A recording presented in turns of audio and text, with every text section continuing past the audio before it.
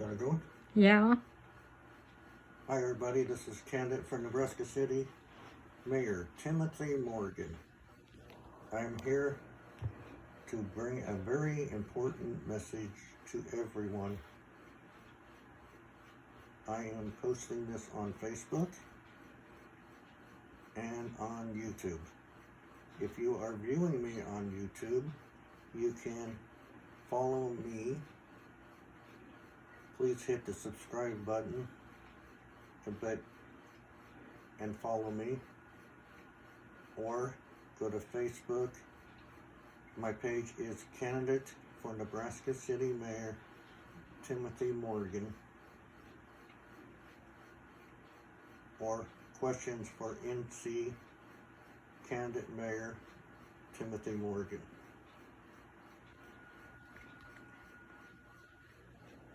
As we all know,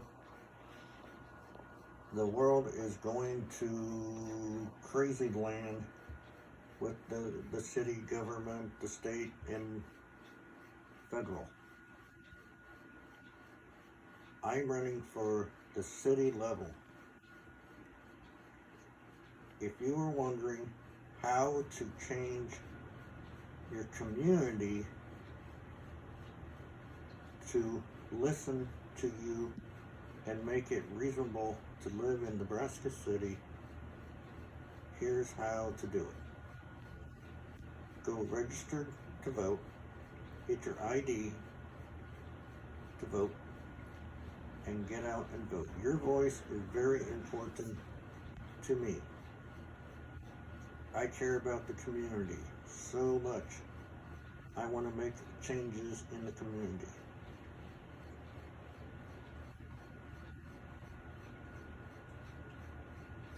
Do you want the community to have a government that is not going to listen to you? Are you going to want somebody that's going to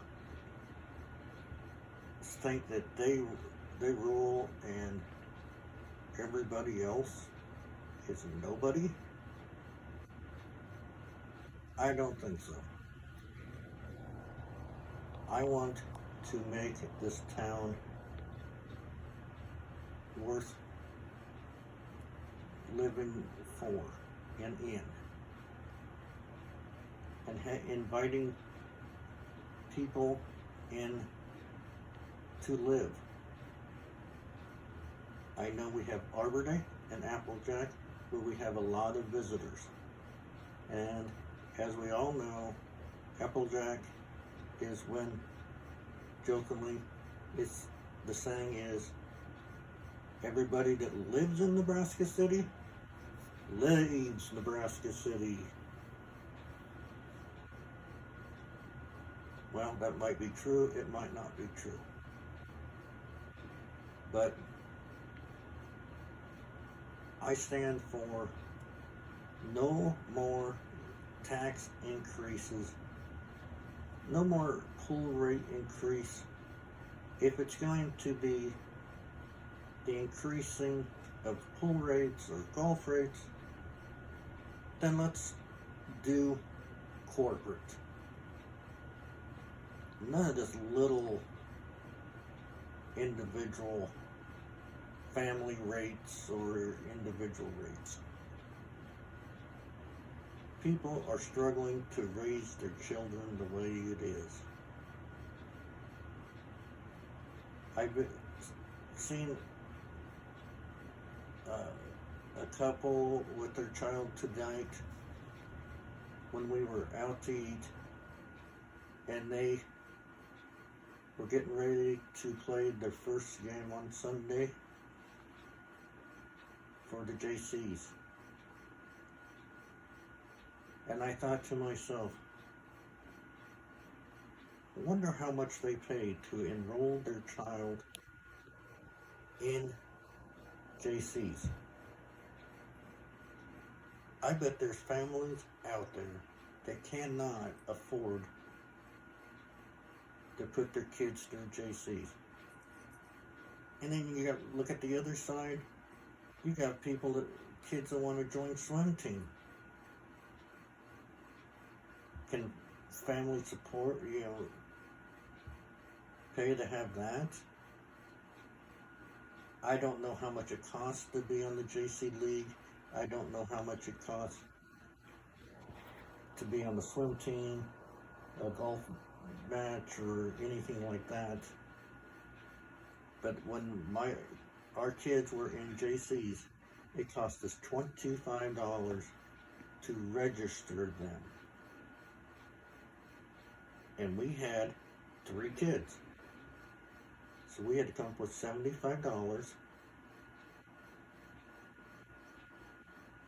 to register the kids so they have something to do for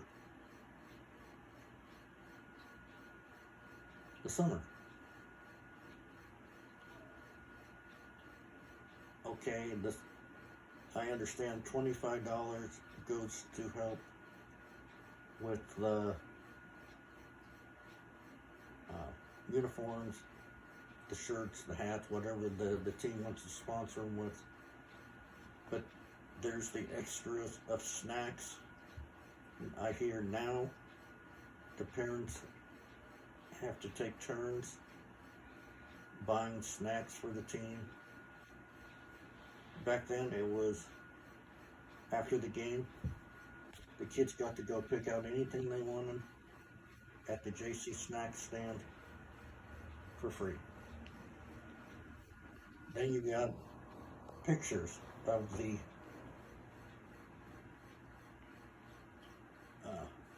ball team. You got a team picture for free, but if you wanted to have a pin to wear with your kids' picture on it, or just a photo of your child, you had to pay for that separate. That all adds up, folks. And we have to put a stop to everything. If we don't put a stop to the increase of the utilities, who in their rightful mind are going to be able to keep up on their utilities? The low income will be forced into apartment life where the apartments are being kept with the utilities being paid. Is that fair to the children and the parents that are used to being in a home? No. Don't get me wrong, apartment life is great, but it can get to be boring. I'm used to living in a house, and then we went to apartment life for, there's 4 years? Yeah. And that was the most boring time we've ever had.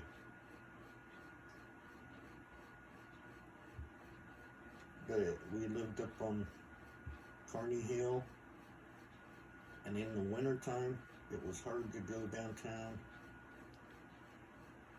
But even when we went downtown in the spring and summer to enjoy it, we had a heck of a hill coming back up. But then when we went towards McDonald's and that, the other direction, there was a trolley that took us to different restaurants and did the tour. Nebraska City don't even have that anymore. That was a historical monument. It was fun to ride, but yet you learned the history of Nebraska City, and I thought I knew everything by attending the school for the visually handicapped. But boy, you got on that, and they every time it was a half an hour ride or an hour, I can't remember, but you got to meet people from out of the state, people that were staying at the lead center.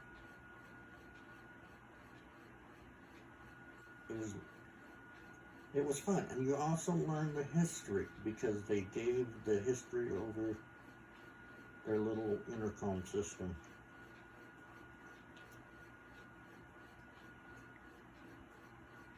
And now, you know, the school, we have a wonderful school system,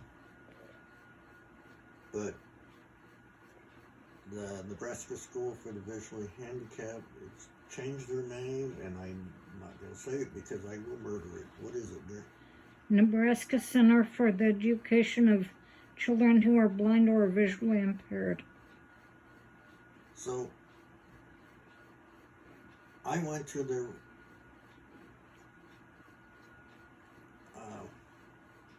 was it their centennial or their celebration?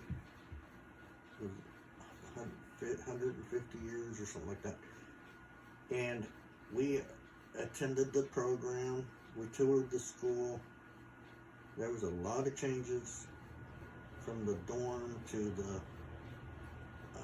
the schooling programs, the academics. They changed it to the center, and just kind of I felt like ruined when it got transferred. They just kind of ruined the school. The history of it. But there is some parts of that school that has so much historical, you cannot take it out of that school. You're not ever going to take the history of Samuel Bacon opening that school. You're not ever going to take the first three sisters, or I think it was called the Campbell sisters, out of there. That's going to be the history. You had two sisters write the school song, not just a living but a life. And nobody is going to take that away. However, no matter, they can change the inside, and update it, but you'll still have the dorms are still there, and the classrooms are there, but the lobby has all the old-fashioned braille letters and stuff, and the kitchen serves 3 meals a day, breakfast, lunch, supper, for those kids that stay during the week. And now they go home on weekends. When Jill was a dorm student, when she first started in, I believe, 83, they only went home for Thanksgiving, Christmas, and spring break. And spring and summer, right? Yep. But that school was totally awesome. Everybody was not just a student. Our class ratio, it was 2 to maybe 3 students, tops to 1 teacher. But the dorms, they never had a dull moment because they had nights out. The girls had their time and the boys had their time. They would go out to shopping or out to eat and go to the bowling alley. And well, that's another thing. We had a bowling alley at the school. the 2 lane. That was awesome. And sad to say, when I went to the tour of the school, you couldn't even get to the back of the bowling alley to set pins or anything like that, because they had the resource books on each side of the alley, right? Right. And then where the chairs were, where you sit to wait your turn for bowling, there was more books and boxes there. That kind of ruins the look of the bowling alley. And I think that's the highlight of that place. We had a swimming pool, but it just up there, but it developed a leak, so they had to fill it in. And it's now a therapy room. Yeah. All of that. And then we have the public school, and we also got the Lourdes Catholic schools. I guess that's called, what is it, private? I think so. Okay. Then you look at all these schools, great academics, great things.